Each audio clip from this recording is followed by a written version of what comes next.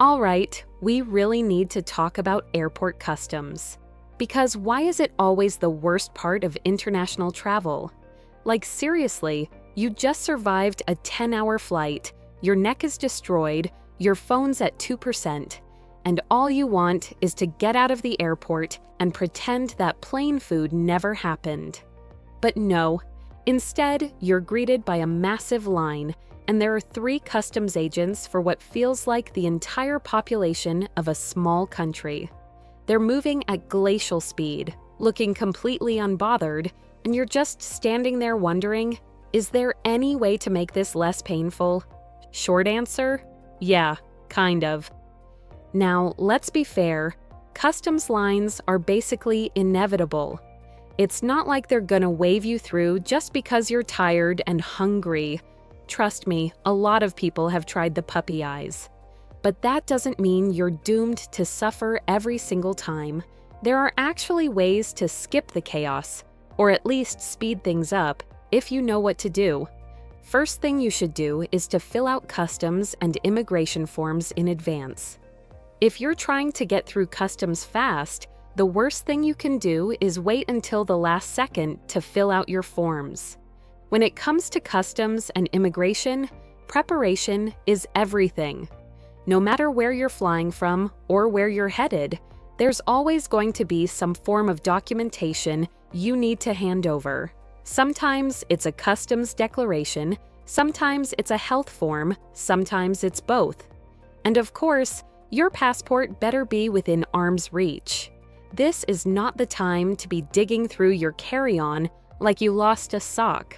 For example, if you're coming back to the United States after an international trip, you'll need to fill out the CBP Declaration Form 6059B. This is your standard U.S. Customs form, and yeah, it's as boring as it sounds, but you still have to do it. The good news? A lot of flights hand it out while you're still in the air. The bad news? People ignore it, thinking they'll just do it later. Don't be that person. Now, if you're flying into Canada, that's a whole different situation. They've gone digital with something called the ArriveCan app, which sounds convenient, but only if you actually use it before landing.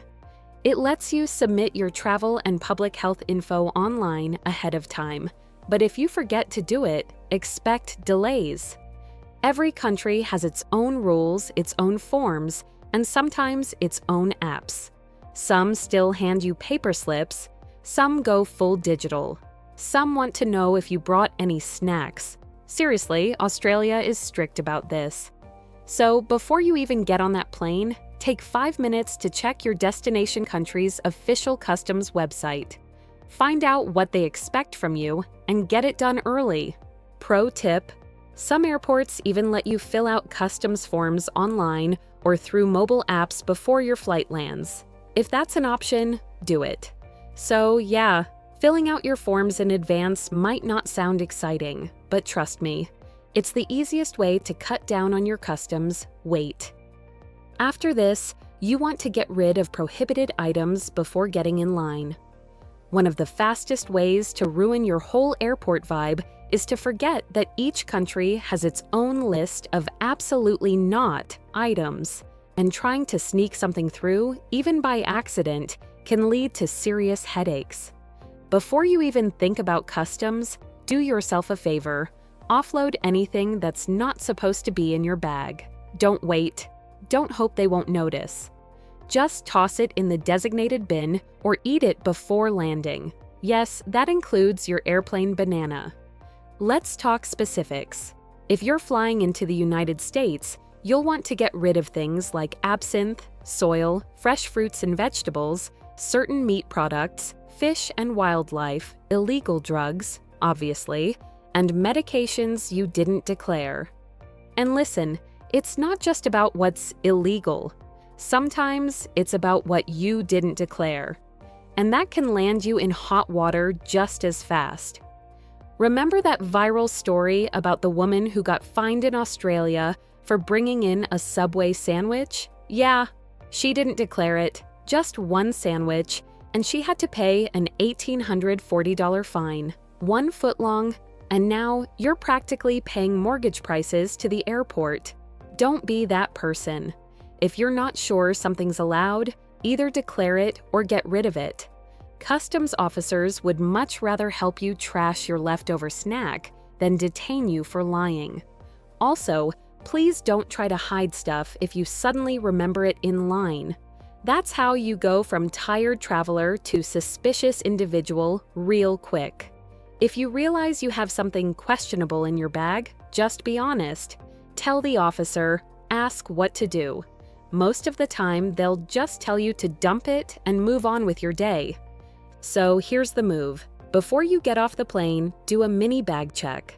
Scan for fruit, food, weird souvenirs, anything herbal or leafy, and definitely anything you bought at that cool street market.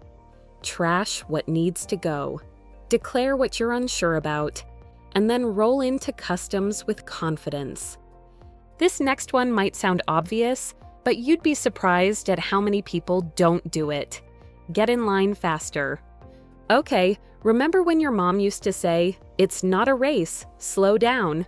Yeah, well, sorry mom, but when it comes to clearing customs, it absolutely is a race. A fast one, a no mercy, every passenger for themselves kind of race. Because the quicker you get off that plane and to the passport control line, the fewer people will be ahead of you.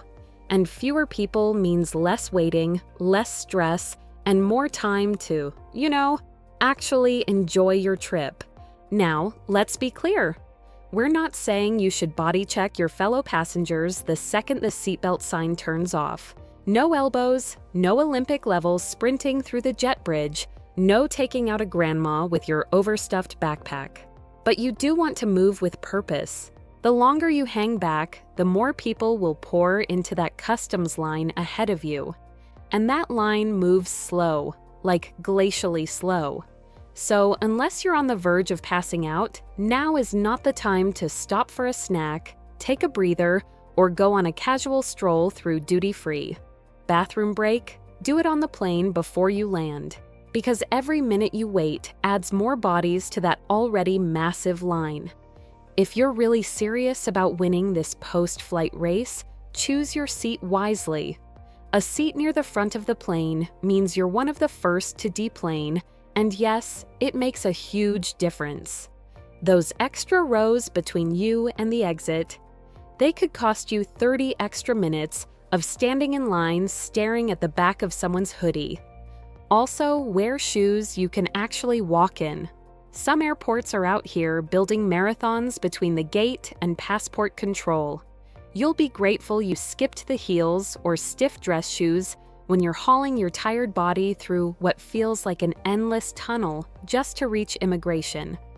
And for the love of all things organized, keep your documents ready. Passport, customs form, entry permit, whatever the destination requires. Have them in your hand or in an easy access pocket. Don't be the person digging through a bag like you're on a treasure hunt while the whole line watches your struggle. Not cute, and definitely not efficient. Now, what do you do once you reach the immigration officer? Know the questions you'll be asked and answer directly. Customs officers will ask you some questions, and depending on your answers and your vibe, they might dig a little deeper. Here's what to expect so you don't freeze up like you're on trial for smuggling illegal cheese. What's the purpose of your trip? This is your cue to keep it short, sweet, and honest. Vacation? Say vacation. Business trip? Say work. Visiting your cousin who just had a baby? Cool, just say you're visiting family. Do not overshare. They don't need your life story, a breakdown of your itinerary, or why you broke up with your ex last week and needed a getaway. Keep it simple. They'll also ask you how long you plan to stay. This one's easy, just know your departure date. If you're staying longer than a couple of weeks, be prepared to explain what you'll be doing. If you say you're there for a month with no job and no real plans, that might raise an eyebrow or two. Customs officers are trained to spot inconsistencies, so know your dates and stick to the facts. Next, they'll ask you where you are staying. you must have an address ready. A vague answer like with a friend or somewhere near the city just makes you look shady. Whether it's a hotel, an Airbnb, or your cousin's house, have the exact address written down or saved in your phone. Bonus points if you can rattle it off without fumbling. They can also ask you about your occupation. And this is another one where confidence matters. Say it like you mean it. Teacher, engineer, freelance graphic designer. Whatever it is, just be clear and don't mumble. If you stumble or get flustered, you might trigger more questions. And let's be real, no one wants that. Finally, they'll ask you if you have anything to declare. This is the million-dollar question. Know what's in your bags before you hit customs, and if you're not sure, just declare it. Better safe than getting pulled into that little room where they start digging through your underwear. If you're returning to the US, here's a bonus question. Have you been to a farm? You might laugh, but this one's legit. Customs agents in the United States are serious about protecting the country from biological hazards, and farms, yes, actual farms, can carry contaminants. If you say yes, they might make you wait while they clean your shoes.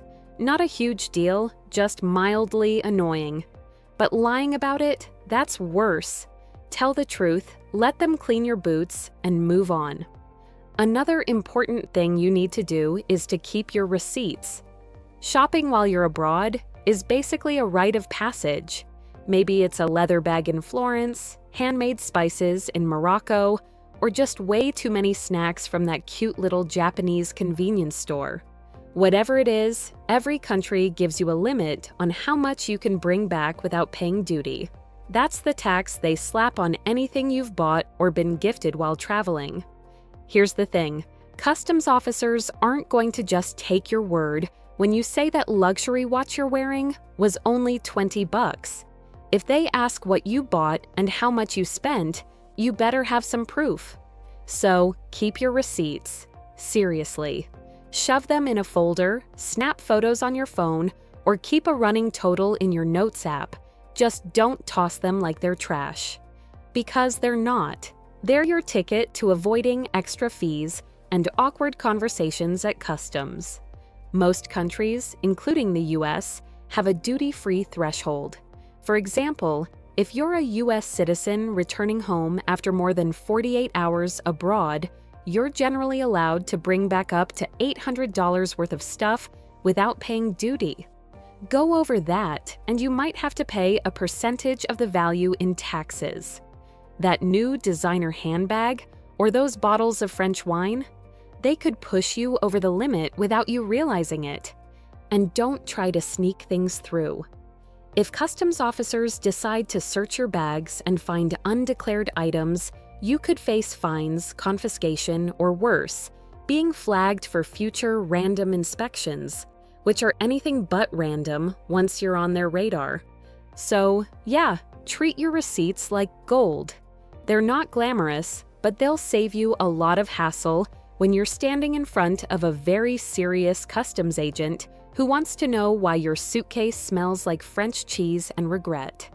Finally, leverage trusted traveler programs. If you travel internationally more than once or twice a year and you're tired of standing in endless customs lines, questioning your life choices, it might be time to upgrade your travel game. We're talking about trusted traveler programs like Global Entry, TSA PreCheck, Nexus, or Sentry. Of course, none of this comes for free. You'll have to apply, pay a fee, and go through a background check and an interview. But let's be real, if it saves you an hour or more every trip, it's 100% worth it, especially when you see everyone else sweating in line while you breeze through like a seasoned travel ninja. Bonus tip, let's make this clear. Do not, under any circumstance, try to bribe an immigration or customs officer. This isn't some action movie. It's a real-life border with real consequences. Bribery can get you fined, banned from entering a country, or worse, thrown into a very unpleasant international legal situation. Even joking about a bribe can land you in hot water. Just don't. So, what do you think about this? Did we miss anything? Let us know down in the comments section. Thanks for watching. If you enjoyed this video, give it a thumbs up and subscribe for more videos like this.